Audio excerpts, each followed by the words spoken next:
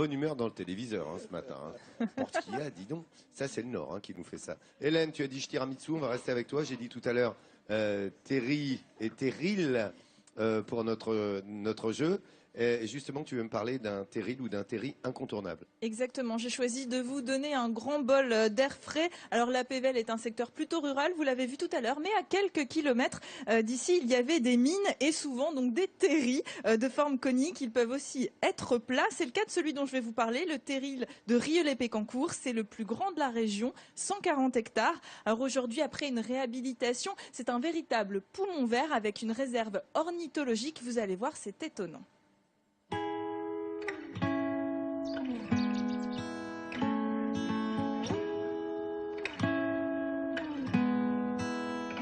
C'est un terril atypique. Plat, il abrite désormais un lac aux reflets couleur charbon. Son sol, fait de résidus miniers, dégage encore de la chaleur, ce qui attire une faune et une flore bien spécifiques. C'est le sénesson du Cap, le sénesson d'Afrique. Comme son nom l'indique, il provient d'Afrique. Il est arrivé en fait parce qu'à l'époque, on faisait du commerce avec les pays africains. Et dans la laine des moutons qu'on achetait là-bas, s'étaient glissées des graines de sénesson. Pour les promeneurs, le terril constitue désormais un véritable poumon vert au cœur du bassin minier. On voit vraiment Orchy, de loin on voit toutes les villes. On a un beau belvédère en fait. Surpris, oui. Bon, de l'immensité du lieu, etc.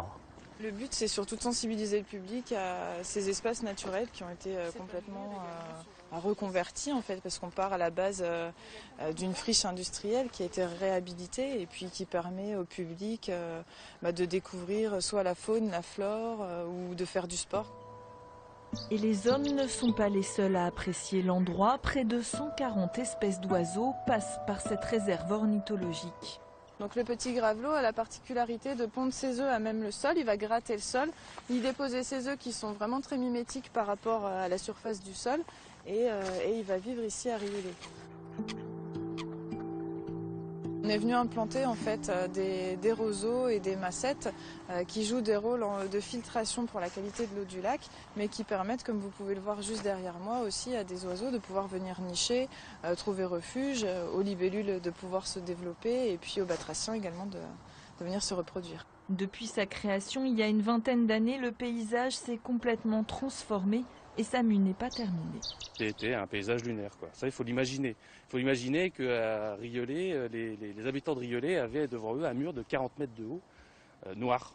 Il faut savoir que la nature reprend ses droits, tout doucement, mais que l'homme a fait en sorte de l'aider parce qu'il avait fait beaucoup de dégâts. D'ici quelques années peut-être, il sera bien difficile de deviner que cet espace naturel abrite les stigmates de l'exploitation minière. Et des reconversions de terri, il y en a dans le Nord, en piste de ski, en piste de VTT, de parapente et même en vignoble. La première vendange de ce chardonnay a eu lieu cet automne. Je vous en ai pas ramené, Vincent, mais c'est pour vous faire revenir une prochaine fois. Et je le déplore. Ouais. Seb ?